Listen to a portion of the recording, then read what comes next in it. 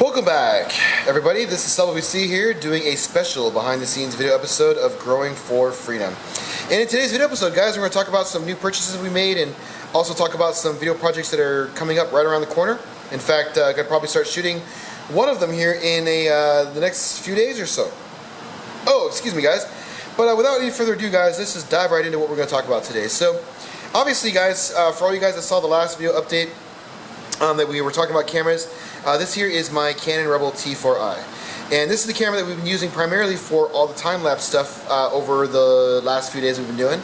And the main reason why I like using this camera for time-lapse is because the Magic Lantern hack that I have on this camera has an integrated intervalometer, which allows me to do automated shutter actuations. Essentially just takes pictures on its own without having to have any kind of external device, which makes doing time-lapse photographs very, very convenient.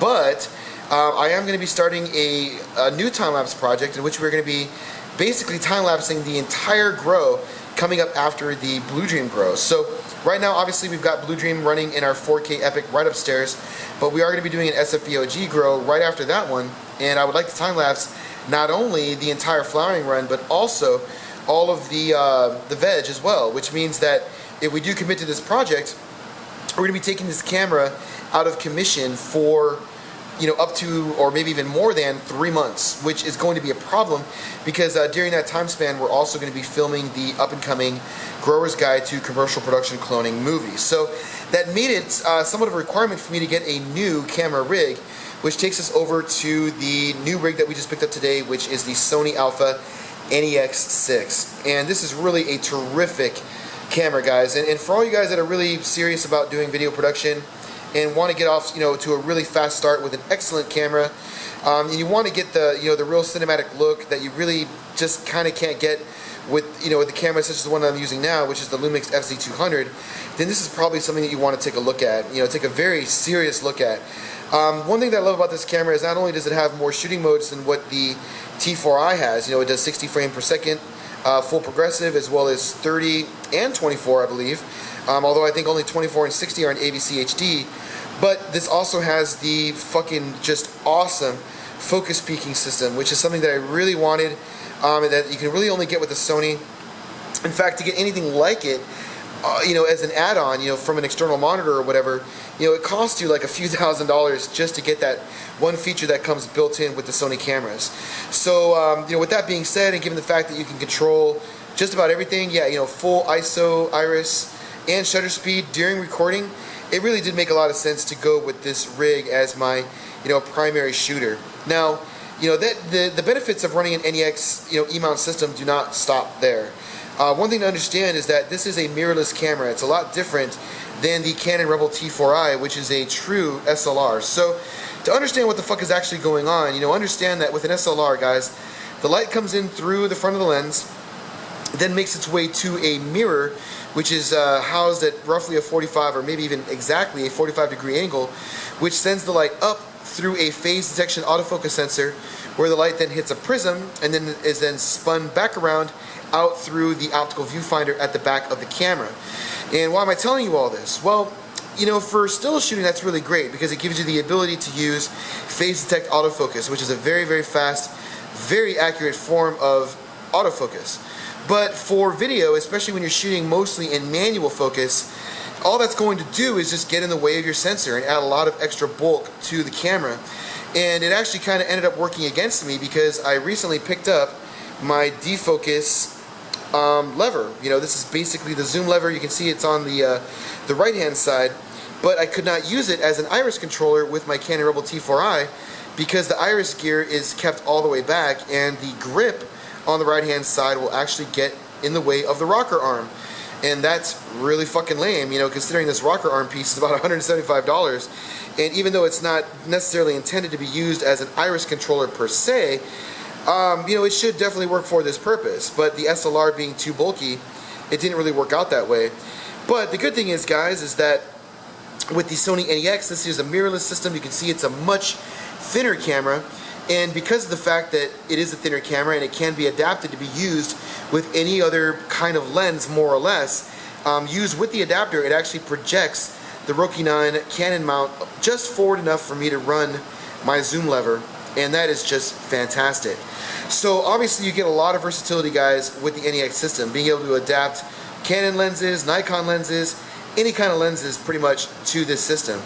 Now the lens adapter that I do have is a mechanical, which means that there is no iris control, there's no autofocus, there's no image stabilization when using this adapter.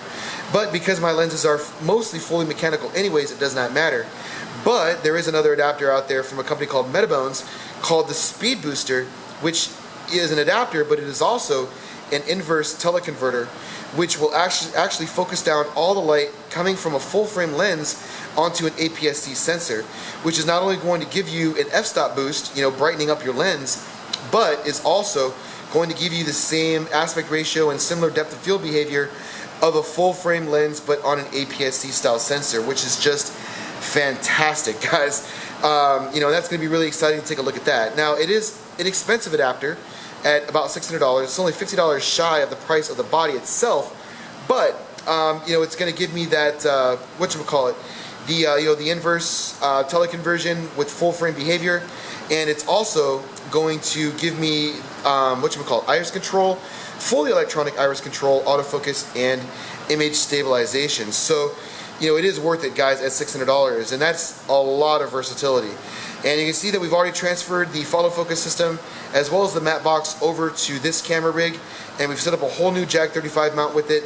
And the main reason for that is because when we're doing time-lapse, guys, we really don't need all that extra shit.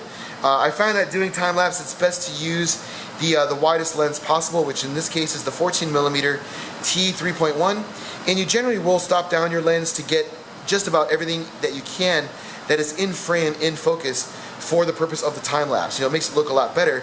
So with that being said, we took all that stuff off and are now putting it on this new rig here.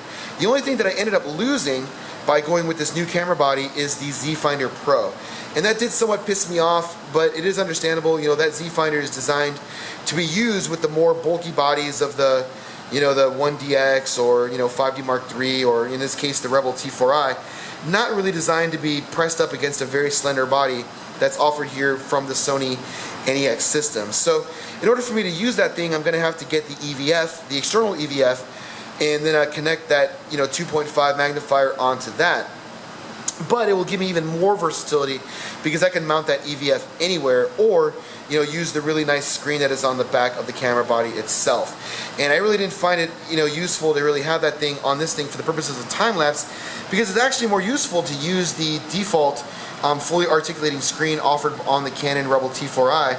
Because before, if I have to put that camera in kind of a weird spot, then I have to get like a ladder, to get up behind there to be able to view through that little eyepiece. And it really didn't make much sense for that application. The Z-Finder Pro is more of a run and gun application type thing. So once we get that EVF, and after it sets me back about $700 or so, we'll be able to make use of that thing. But to be honest, it is not a huge priority right now. Another thing though I did want to discuss with this NEX6, not only do we get the better shooting modes, 60 frames per second, full progressive, as well as 24p in AVCHD at higher bit rates than what we can get in the Canon, we also get a USB connector with this thing. So one thing to note with this camera is if you are running the JAG 35 rig, you are not going to get access to either the memory card or the battery unless you want to take the camera off the rig, which can be a real pain in the ass. But because this camera has a USB cable, it actually doesn't even come with a battery charger. It just comes with a little thing you plug in the wall with a USB cable, so you can actually charge your battery while it's still in the camera, which is great because that means you can recharge the battery without taking the camera off the rig, because that's what you have to do to get the battery out. And you can also use that USB port to offload the camera. So if you're doing, a lot of video and you're getting close to filling up, you can go and offload your video via USB or via Wi-Fi, because this actually is a Wi-Fi enabled camera as well. So you can download applications and do all kinds of fun shit, browse the internet with your camera, as well as offload your pictures, offload your videos, and it's really great because, with that offload capability, you don't really have to take the camera off the rig, and that's kind of cool. Something that I could not do with my Canon Rebel T4i. So as it stands, guys, it really does seem that the NEX6 is the Canon Rebel T4i killer, and we're going to be using it more of our primary, run and gun, and when we get our new Kessler crane and all the new stuff that we're getting, the new tripod heads and all that shit. The NEX6 is really going to be our primary camera while we relegate the T4i to doing time lapse for the next 3 months or so. But that is pretty much all that I want to talk about here in this video update, and I'm sorry to bore the guys that don't really care about this stuff, but for all you guys that are looking to potentially step up your game, hopefully this information in this video here will be useful to you. So next video update, guys, we're going to be heading back out to HQ to do the actual clone video that I was supposed to do today, and I do apologize for that, but I decided to take the time to go out shopping instead to get all this new stuff. So we will be doing that video tomorrow, and at that time we are going to also announce the time of the next live show, which we'll definitely do. So with that being said, if you have any questions or comments, feel free to leave them. Otherwise, if you want them to be addressed in the live show, and I do want to stress, guys, that we do need more questions to be addressed in the live show. So if you've actually posted comment questions on YouTube, just go ahead and use that little copy paste function and email that shit directly to me at subwbcqa@gmail.com so I can go ahead and address it in the live show for everybody. And then yeah, that is pretty much that, guys. So as always, thanks a lot for watching, and I will see you all next time.